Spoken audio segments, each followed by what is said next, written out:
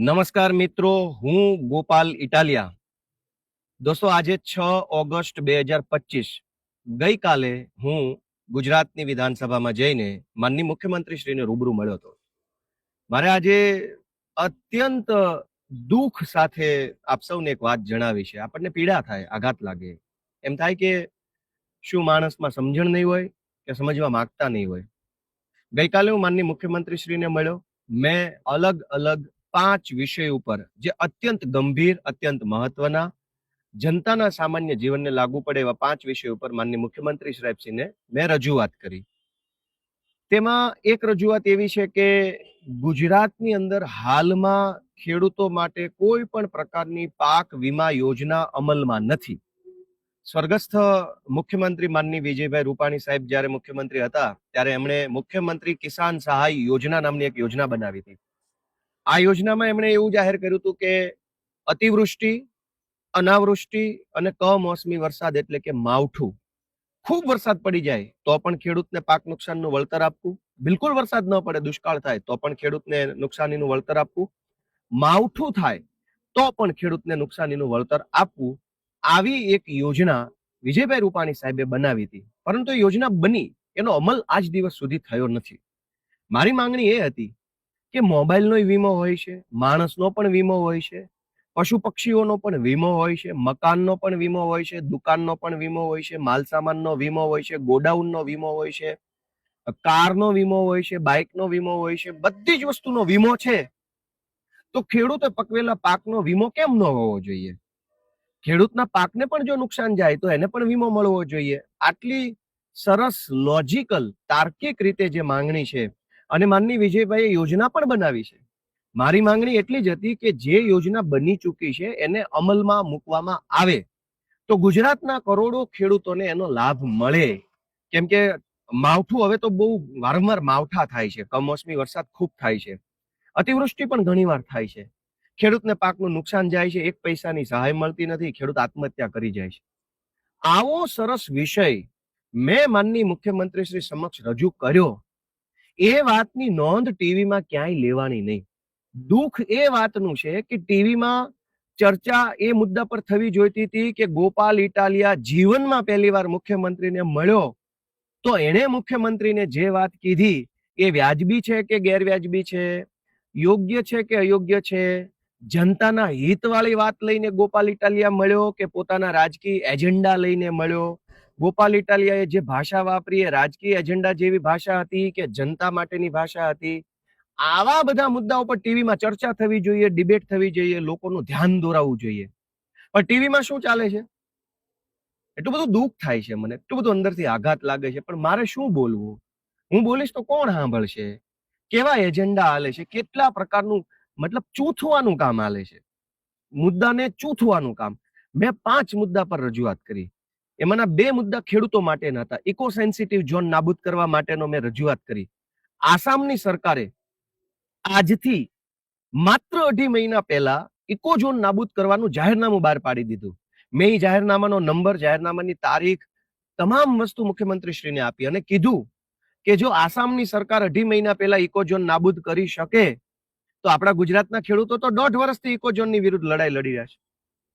તો ટીવીમાં એ મુદ્દો આવવો જોઈતો હતો કે ગોપાલ ઇટાલિયા મુખ્યમંત્રીને મળ્યો તો મળીને જે બોલ્યો, જે કીધું, જે મુદ્દા લઈ ગયા એ જનતાના મુદ્દા હતા કે ખાલી રાજકીય રીતે એકાબીજા ઉપર કીચડ ઉછાળવાનું કામ કર્યું? ગોપાલે ધારાસભ્ય તરીકે શું કામ કર્યું, કેવું કામ કર્યું, સારું કામ કર્યું, ખરાબ કામ કર્યું, યોગ્ય કર્યું, અયોગ્ય કર્યું, વ્યાજબી કર્યું, ગેરવ્યાજબી કર્યું? ગોપાલે જે મુદ્દા કાયદા પ્રમાણે ઉઠાવ્યા એ કાયદા પ્રમાણે સાચા છે કે કાયદા પ્રમાણે ખોટા છે? એ બધી વસ્તુ ઉપર જો ટીવીમાં વિશ્લેષણ થાય તો હજારો લોકોને સાચી વાત જાણવા મળે. પણ મારું દુઃખ એ વાતનું છે કે ટીવીની અંદર એકદમ મતલબ ચૂથવાની વાતો હાલે છે, કેવા કેવા વિષયો, કેવી કેવી વાતો હાલે, જેનો ગુજરાતની આમ જનતાને કોઈ ફાયદો નથી. હું કાલે મુખ્યમંત્રીશ્રીને મળવા ગયો, મારા જીવનની પહેલી મુલાકાત હતી. પહેલી વાર મેં મુખ્યમંત્રીની ચેમ્બર જોઈ. મુખ્યમંત્રીની ચેમ્બરની બહાર મંત્રીઓ ઉભા હતા, અનેક ધારાસભ્યો ઉભા હતા, પૂર્વ ધારાસભ્યો ઉભા હતા, ગુજરાતના નામચીન લોકો જેને તમે જિંદગીમાં નજીકથી ના જોયા એવા લોકો ત્યાં ઉભા હતા. ઓછામાં ઓછા હું તમને એવું કહી શકું, અતિશયોક્તિ ન લાગે તો 100 જેટલા માણસો, ગુજરાતના ટોપ નામચીન માણસો છે, એ ત્યાં ઊભા હતા. અને લાઈન જેવું કોઈ લાઈનમાં નતું ઊભું, કેમ કે એટલા બધા જાજા માણસો હતા કે એ સારું, પણ બધા પોતપોતાની રીતે જેને જ્યાં જગ્યા મળે ત્યાં ઊભા હતા. કાલે મને ભાજપના અનેક ધારાસભ્યો મળ્યા, પૂર્વ મંત્રી મળ્યા, ચાલુ મંત્રી મળ્યા, ગુજરાતના પ્રતિષ્ઠિત આગેવાનો મળ્યા, વેપારીઓ મળ્યા, 100 વખત છાપામાં આવી ગયા હોય એવા સામાજિક ને રાજકીય અગ્રણીઓ, વેપારી અગ્રણીઓ મળ્યા, બધા જ મળ્યા છે. કેમ કે બધા જ મુખ્યમંત્રીની ચેમ્બરની બહાર ઊભા હતા, તો હું ઊભો હતો. કોંગ્રેસના નેતાઓ મળ્યા, ભાજપના નેતાઓ મળ્યા, ધંધાવાળા મળ્યા, વેપારવાળા મળ્યા, કલાકારો મળ્યા, જથ્થાબંધ માણસો કાલે ત્યાં ઊભા હતા. કેમ કે મુખ્યમંત્રીની ચેમ્બર છે, એની બહાર બધા જ ઊભા હોય, બધા જ વાતો. અને મને, હું ત્યાં જાઉં અને કોઈ મને કંઈક બે શબ્દો રામ રામ કરે, શુભેચ્છા આપે, કોંગ્રેચ્યુલેશન્સ કરે, કોઈ મને કંઈક પૂછે કેવું લાગે છે, શું છે, તો શું એની યાર વાત નહીં કરું? ગોપાલ ઇટાલિયા જિંદગીમાં પહેલી વાર મુખ્યમંત્રીને મળ્યા પછી એને પહેલી વખત શું કામ કર્યું? પોતાનો રાજકીય એજન્ડા લઈને ગયા, બીજેપીનું ખરાબ ચિતરવા માટેની માનસિકતા લઈને હું વિધાનસભામાં ગયો, અથવા હું બહુ મહાન ક્રાંતિકારી છું એ મારી છબી ચમકાવવા માટે ગયો, કે ખરેખર હું જનતાના જીવનને લાગુ પડતી હોય એવી કોઈ વ્યાજબી વાત લઈને ગયો? એનું કોઈ વિશ્લેષણ જ ટીવીમાં નથી. કે ગોપાલ ઇટાલિયા છબી ચમકાવવાની વાત લઈને ગયો, ભાજપનું ખરાબ દેખાય એવા એજન્ડા લઈને ગયો, મુખ્યમંત્રીને ખરાબ ચિતરી શકાય એવું કઈ લઈને ગયો, કે ખરેખર આમ જનતાને લાગુ પડતી હોય એવી વ્યાજબી વાત લઈને ગયો? એ બાબત ઉપર ટીવીમાં કોઈ ચર્ચા જ નથી. મારે નામ નથી લેવા કે ત્યાં કોણ કોણ મને મળ્યા, મને કેટલાય લોકોએ હાથ મિલાવ્યો, અભિનંદન આપ્યા, નમસ્તે કર્યું, મારી યારે ફોટા પડાવ્યા, કદાવર માણસો હતા. મેં કીધું ચાલુ મંત્રી ત્યાં ઉભા હતા, એટલા ડિસ્ટન્સ ઉપર, 1 ફૂટના ડિસ્ટન્સ ઉપર ચાલુ મંત્રી ઉભા હતા. આ બાજુ પૂર્વ મંત્રી 2-3 ઉભા હતા, આ 2-4 ધારાસભ્યો અહીંયા ઉભા હતા, કોંગ્રેસના ધારાસભ્યો આ બાજુ ઉભા હતા, હું ઉભો હતો, અનેક એવા માણસો હતા, વેપારીઓ, બધા મોટા મોટા નામચીન વેપારીઓ. હું અત્યારે નામ બોલું તો ગુજરાત આખું એમ કે હા, નામ સાંભળેલો માણસનું. પણ ચર્ચા ટીવી પર શેની થવી જોઈએ? કે કોણ કોને મળ્યું, કોણ કોને ફોટો પાડ્યો? એ તો મુખ્યમંત્રીનું કાર્યાલય છે, ત્યાં તો આખે ગુજરાતના માણસો આવતા હોય, બધા એકાબીજાને મળે તો સ્વાભાવિક છે. એટલે મને એટલું બધું દુઃખ લાગ્યું, એટલો બધો આઘાત લાગ્યો કે આ ગુજરાતની કેવી અધોગતિ હશે. આપણું દુર્ભાગ્ય તો જુઓ, જે મુદ્દાની ચર્ચા થવી જોઈએ એ મુદ્દો ટીવીમાં નથી. એટલું બધું આઘાતજનક બાબત છે. ભગવાન આપણને બધાને થોડીક શક્તિ આપે, જાણવાની, સમજવાની, જોવાની. હું કાલે પહેલી વખત ગયો, મેં ટાઉન પ્લાનિંગનો મુદ્દો ઉઠાવ્યો કે ટાઉન પ્લાનિંગની અંદર ભયંકર ભ્રષ્ટાચાર હાલે છે, અને ભ્રષ્ટાચાર છે એ આમ જનતાને નડે છે. 40% જમીન કપાત કરવાની, ડેવલપમેન્ટ ચાર્જ લેવાનો, યુઝર ચાર્જ લેવાનો, બીજી જગ્યાએ પ્લોટ ફાળવી દેવાનો, પ્લોટનું વેલિડેશન સર્ટિફિકેટ લેવાનું, આ બધી જ વસ્તુ ખોટી છે. કાયદામાં ક્યાંય નથી લખ્યું. મેં મુખ્યમંત્રીશ્રીને સ્પષ્ટ વિનમ્રતાથી કીધું કે સાહેબ, કાયદાની આખી ચોપડીમાં ક્યાંય એક શબ્દ નથી કે 40% જમીન કાપી નાખો, સેલેબલ પ્લોટ મૂકી દો, એવું કાયદાની આખી ચોપડીમાં ક્યાંય નથી લખ્યું. આ અધિકારીઓ છે એ વર્ષોથી કાપે છે, રજૂઆત કરીએ તો એમ કે છે કે આ તો 30 વર્ષથી આમ જ ચાલે છે. ભાઈ 30 નહીં, 300 વર્ષથી ચાલતું હશે, પણ કાયદાની ચોપડીમાં લખ્યું હોય તો ભલે હાલતું, નથી લખ્યું તો હવે બંધ કરી દો. આટલો મોટો મુદ્દો હું લઈને ગયો, કેમ કે ગુજરાતના તમામ મોટા શહેરોમાં જે પાણી ભરાઈ જાય છે ચોમાસામાં, એની પાછળનું મુખ્ય કારણ ટીપી એક્ટનો અમલ નથી થતો. એટલે ટીપીનો અમલ થાય તો પાણી ન ભરાય. ગુજરાતના તમામ શહેરોમાં ગટરો ઉભરાઈ જાય છે, એના પાછળનું કારણ ટીપી એક્ટનો અમલ નથી થતો એ છે. ગુજરાતના તમામ મોટા શહેરોની અંદર ટ્રાફિક જામ અને પાર્કિંગના ઇસ્યુ છે, એનો કારણ ટીપી એક્ટ. ગુજરાતના લગભગ મોટા શહેરોની અંદર પૂરતા પ્રેશરથી પાણી નથી આવતું, એનું કારણ ટીપી એક્ટ છે. ગુજરાતના તમામ મોટા શહેરોની અંદર મકાનો મોંઘા મળે છે, નાના નાના મકાનો છે, બાકસની સાઈઝના, માચીસની સાઈઝના મકાનો મળે છે, 1 BHK, 1.5 BHK, 2 BHK, છતાં એટલા મોંઘા મોંઘા મકાન છે. એની પાછળનું કારણ ટીપી એક્ટ છે. મેં ઇકોઝોન બાબતે, ખેડૂતોને પાક વીમો જ નથી મળતો. ગુજરાતના તમામ રાજ્યોમાં પાક વીમો મળે છે, ગુજરાતમાં જ નથી મળતો. સોરી, ભારત દેશના તમામ રાજ્યોમાં પાક વીમો મળે છે, ગુજરાતમાં જ નથી. તો કેટલું દુર્ભાગ્ય કહેવાય કે એક બકરીનો વીમો હોય છે, એક ભેંસનો વીમો હોય છે, પણ ખેડૂતના 10 વીઘાના ખેતરમાં ઉભી રહેલી મગફળીનો કોઈ વીમો જ નથી.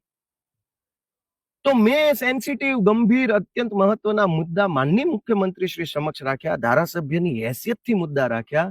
તો ધારાસભ્ય તરીકે મેં કેવું કામ કર્યું, મારી વાણી વર્તન કેવા હતા, મારી વિનમ્રતા હતી કે નહોતી, મારા મુદ્દા કેવા હતા, મારો એજન્ડા કેવો હતો, એ બાબતની ચર્ચા ટીવી પર થવી જોઈએ. પછી મારા મુદ્દા છે એ કેવા છે એ બાબતની ચર્ચા ટીવી પર થવી જોઈએ. એના બદલે ટીવીમાં શું આવે છે? એટલું બધું દુઃખ લાગે છે દોસ્તો, એટલું બધું. રાજકારણ અમે કરીએ છીએ અને કરવાના છીએ. ભવિષ્યમાં રાજકારણનો વિષય હશે ત્યાં રાજકારણ કરશું, ટીકા ટિપ્પણી કરશું, મેણા ટોણા જે કાંઈ આવશે કરતા રહીશું. કેમ કે એ પાર્ટ ઓફ બિઝનેસ છે. રાજનીતિમાં છીએ તો જાણતા કે અજાણતા, મનથી કે કમને કાંઈક તો બોલવું પડતું હોય છે. કાંઈક બોલીએ તો કાંઈક થાય. પણ જ્યારે હું મુખ્યમંત્રીને એક ધારાસભ્ય તરીકે મળું છું, એ ઘટનાને બતાવવાના બદલે મુખ્યમંત્રી કાર્યાલયની બહાર કોણ મળ્યું, શું વાત કરી, એ ક્યાં ચર્ચાનો વિષય છે? મુખ્યમંત્રી કાર્યાલયની બહાર હાઈ પ્રોફાઇલ માણસો હંમેશા રહેવાના, ટોળા મોઢે રહેવાના, વર્ષોથી રહે છે. સીએમના ચેમ્બરની વેઇટિંગ રૂમમાં હાઈ પ્રોફાઇલ માણસો જ બેઠા હોય છે. એ ચર્ચાનો વિષય નથી. ચર્ચાનો વિષય એ છે કે ધારાસભ્ય મુખ્યમંત્રીને મળ્યા તો ચર્ચા શું કરી, એ ચર્ચા સાચી છે ખોટી છે એમ. અથવા જે ભાઈના વિશે વાત છે એ આવ્યા હતા ત્યાં મુખ્યમંત્રીને મળવા, એમણે શું રજૂઆત કરી, શું ચર્ચા કરી, કેમ કોઈ પૂછતું નથી? ગુજરાતની જનતા જાગે કે ગુજરાતની જનતાને ગળે ટૂંપો દઈ દેવામાં માત્ર ભાજપ જવાબદાર નથી, આ એજન્ડા વાળા જવાબદાર છે. જે રોજ જાગીને તમને એજન્ડા બતાવે છે, સાચી વાત કોઈ બતાવવા તૈયાર નથી, સાચો મુદ્દો બતાવવા તૈયાર નથી. અવડો મોટો ખેડૂતોનો મુદ્દો છે, ઇકોઝોન, પાક વીમો, ટાઉન પ્લાનિંગ, આખા ગુજરાતની જનતા રીબાય છે ટાઉન પ્લાનિંગના કારણે. એ કોઈ ટીવીમાં આવતું નથી કે સાચું છે કે ખોટું. હું છાતી ઠોકીને એમ કહું છું કે ટાઉન પ્લાનિંગ એક્ટના કાયદાની આખી ચોપડીમાં એક શબ્દ એવો નથી લખ્યો કે 40% જમીન કાપી લેવી, છતાંય જબરજસ્તીથી નાગાઈ કરીને જમીનો કાપી લે છે. અને એ જ જમીન પાછી વેચાઈ જાય છે બિલ્ડરોને. જ્યારે જમીન કાપવામાં આવે ત્યારે એવું કહેવાય છે કે આ શાળા માટે, આ દવાખાના માટે, આ ફાયર સ્ટેશન માટે, આ સ્વિમિંગ પુલ માટે.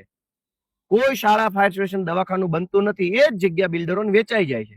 તો ખેડૂતની 40% જમીન મફતના ભાવે કાપી લીધા પછી એની એ જ જમીન પાછી કરોડો રૂપિયામાં બિલ્ડરને વેચી દેવામાં આવે. એ જ જમીન ઉપર બિલ્ડર અબજો રૂપિયાનું બિલ્ડિંગ બનાવે અને એ જ ખેડૂતને વેચે. આ ખેલ મેં કાલે ખુલ્લો પાડવા મુખ્યમંત્રીશ્રીને રજૂઆત કરી, પણ ટીવીમાં ન આવ્યું. ટીવીમાં શું આવ્યું? મુખ્યમંત્રીના કાર્યાલયની બહાર કોણ કોને રામ રામ કરે છે. દોસ્તો, કઈ હદનો એજન્ડા ગુજરાતમાં હાલે છે, કલ્પના તો કરો. પાપ માત્ર ભાજપનું નથી, એજન્ડાની અંદર સામેલ રહેલા દરેક માણસનું પાપ છે. 40% જમીન ખેડૂતની મફતના ભાવે પચાવી પાડવાની. એ જમીન ઉપર ધારો કે ઈડબ્લ્યુએસ આવાસ યોજનાના આવાસ બને તો આવાસ બનાવવાનું ફંડ પ્રધાનમંત્રી આવાસ યોજનામાંથી આવે છે. તમે જોજો, કરોડો રૂમ કૌભાંડ કહું. મુખ્યમંત્રીશ્રીને રજૂઆત કરી કે ખેડૂતની 40% જમીન કાપી, એ જમીન ઉપર એક પ્લોટ અનામત મૂક્યો. એમાં એવી અનામત આપવામાં આવી કે ઈડબ્લ્યુએસ આવાસ માટે અનામત પ્લોટ, તો જમીન મફત થઈ ગઈ કોર્પોરેશન પાસે. પ્રધાનમંત્રી આવાસ યોજનામાંથી ફંડ આવ્યું, એનાથી બાંધકામ થયું ફ્લેટ્સનું. 15 માળના ફ્લેટ બનાવ્યા પ્રધાનમંત્રી આવાસ યોજનામાંથી. જમીન આવી ગઈ ખેડૂતની મફત. હવે ઈડબ્લ્યુએસ આવાસ જો ગરીબોને આપવામાં આવે તો 10-10 લાખ રૂપિયા શેના લેવામાં આવે છે? જમીન મફત છે, બાંધકામ કેન્દ્ર સરકારનું છે, તો ગરીબ પાસેથી પૈસા લેવામાં શું કામ આવે છે? પૈસા ક્યાં જાય છે?